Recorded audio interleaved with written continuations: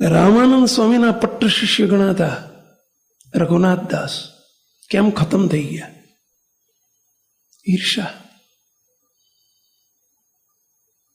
મહારાજ પધાર્યા જ્યારે સત્સંગમાં, મહારાજ તો સૌથી જુનિયર હતા, રાજાધિરાજ, અને રામાનંદ સ્વામી તો બધી પૂર્વની પ્રીત હતી, આખું પ્રી પ્લાનિંગ હતું.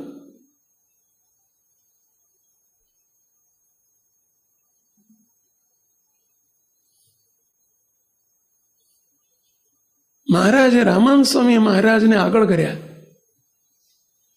મહારાજ ઉપર ખૂબ હેત પ્રેમ દાખવતા, ખૂબ નિકટમાં રાખતા.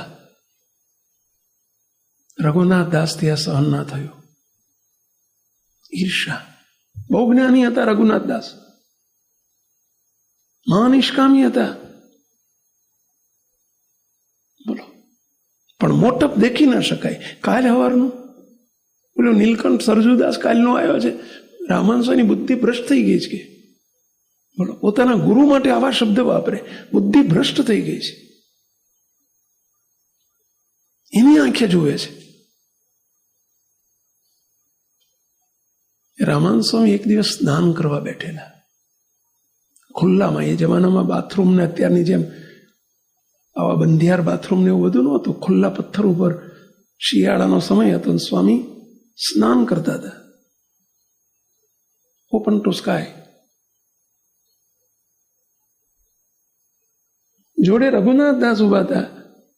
ધોતિયું એ ખીંટી ઉપર લટકાયેલું હતું સ્વામીનું.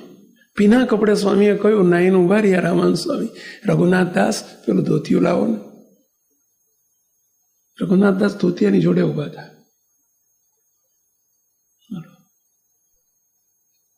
છેટે ડાંગરની કુસ્કી આવે. ડાંગરના ફોતરી હોય ને કુસ્કી કે ગામડામાં.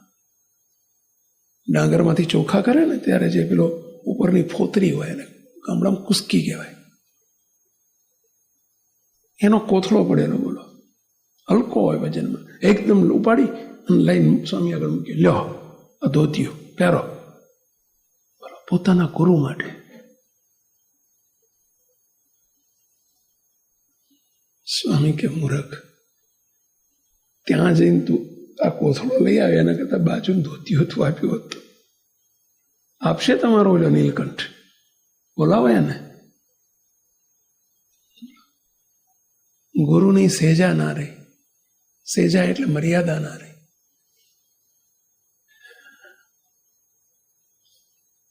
ક્યાં ગયો ગુરુ ભાવ? પરિણામ શું આવ્યું?